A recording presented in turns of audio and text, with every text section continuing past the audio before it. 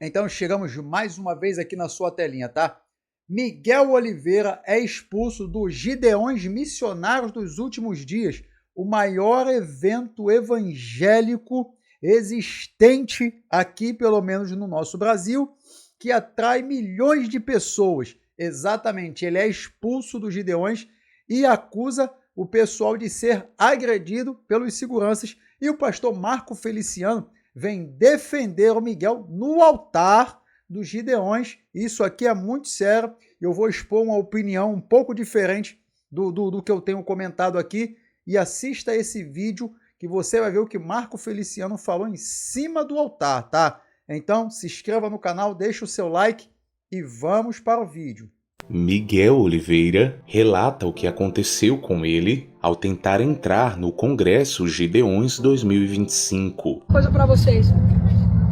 Fui arrastado, tirado à força pelos seguranças, pegaram no meu braço, me agrediram dentro ali do ginásio, me tiraram a todo custo, não estão querendo me deixar mais entrar. Começaram a empurrar pessoas que estavam querendo tirar foto comigo. Eu estou dizendo para vocês que eu não quero problema com ninguém. Eu quero tratar bem as pessoas como eu tratei. Mas eu fui agredido por seguranças aqui de dentro. Não quero ferir o escândalo, somos irmãos de Cristo pela obra missionária.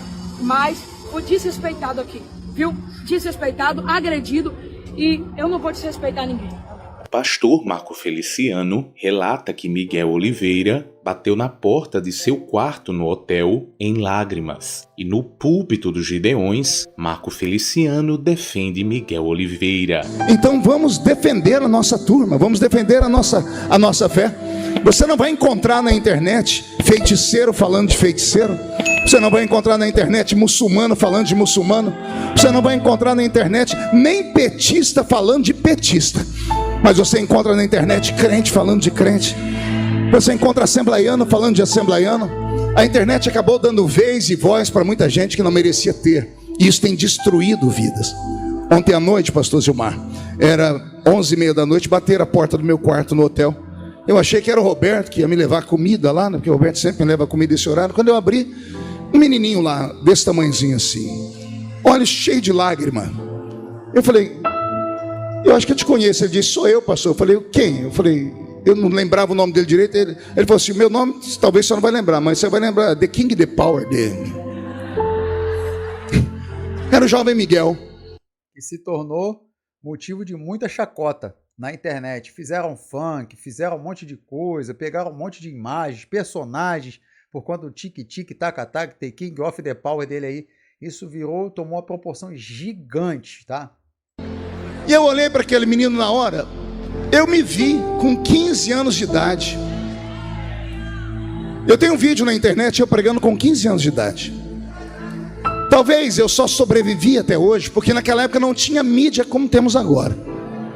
Porque se as pessoas fossem nos cultos que eu pregava e tirassem um recorte, iam ver eu falando coisas de menino, porque eu era só um menino. Se nós que somos mais velhos não tivermos paciência com esses que são meninos. Gosto muito do pastor Marco Feliciano, respeito muito algumas coisas que ele fala, só que eu vou te dizer, eu era um menino, não se pode deixar então um menino subir no altar, um menino que não tem experiência para pregar, não tem experiência, vida com Deus, espiritual, vida espiritual, não tem maturidade, não tem entendimento bíblico, não pode pregar, não pode subir no altar para pregar, não pode, a liderança não pode permitir, tem que sentar para aprender. Como que alguém que não sentou para aprender vai querer se posicionar no altar para ensinar? Foi como eu disse aqui algumas vezes, como que um menino vai falar sobre relacionamento para uma pessoa que é casada há 10, 15, 20, 30 anos de idade? É difícil, complicado. Quem vai ter? Quem vai ter? Miguel é só um garoto de 15 anos, precisa de ajuda, precisa de oração, precisa de pessoas que não vivam para transformá-lo em negócio. Opa, aí ele pegou no ponto firme. Ó, olha o que ele vai falar agora. Porque é isso que fizeram com ele. É isso que fizeram com ele. Pessoas se aproveitaram do Miguel para ganhar dinheiro. Exatamente, transformaram ele num negócio, num produto, um objeto de arrecadação. É isso que ele está dizendo, e é a pura verdade. E estão fazendo ainda. Cada vez que coloca uma polêmica dele, as pessoas ganham monetariamente. Miguel é uma fábrica de lucros. Eu falei para ele, o pessoal dos Gideões não quer que você tenha destaque, exatamente para você não sofrer mais. Opa, o pessoal dos Gideões não quer que você não tenha destaque. Aí ele vai dizer agora, por isso que ele não está aqui nesse altar. Mas aí então, expulsaram ou não expulsaram ele? Ele disse que expulsaram. E agora o Marco Feliciano está dizendo que o Gideões está protegendo ele. Ficou meio contraditório. Falei para ele sobre isso, né? Vocês não estão vendo ele aqui em cima, porque se estivesse aqui em cima ia todo mundo em cima dele, um monte de gente. Eu falei para ele, Miguel, existe 2 tipos de fama: a boa fama e a má fama. Ambas são fama, porque ele é uma criança. Todo mundo chega para tirar foto com ele, ele abre um sorriso, tira foto. Aí depois a pessoa que tirou foto com ele vai e posta alguma coisa, desgraçando a vida dele. Eu dei para ele 3 conselhos, e se o Miguel estiver me ouvindo aí, os conselhos são esses. Vou repetir para vocês o que eu disse para ele. Primeiro, volte para a escola, estude. Segundo conselho que eu dei para ele: quando for ministrar, Miguel, não deixa nenhum pastor de igreja te usar para você levantar oferta. Concordo muito com isso, tá? Concordo muito. Pastores também. Pastores não, homens que não podem nem ser chamados de pastores. Homens e mulheres que não podem ser chamados de liderança. E lugares que não podem ser chamados de igreja. Tá? Convidando o Miguel, pagando o Miguel valor X, porque a arrecadação é muito maior. Tá bom? Pelo seguinte, porque eles pagam o Miguel através da própria arrecadação que o Miguel pede dentro da igreja. Aqueles questão de voto de R$1.000, de 10 pessoas com 100. Eu posso, porque eu tenho história. E mesmo tendo história, eu ainda sofro. Quando ministro aqui no Gideões, a Manhã Missionária, com muito orgulho e muita honra, há mais de 15 anos a Manhã Missionária sou eu que faço. Mas o senhor não sabe o que eu passo quando termina a oferta. As pessoas me xingando, as pessoas me chamando de tudo quanto é. Mas eu tenho estrutura.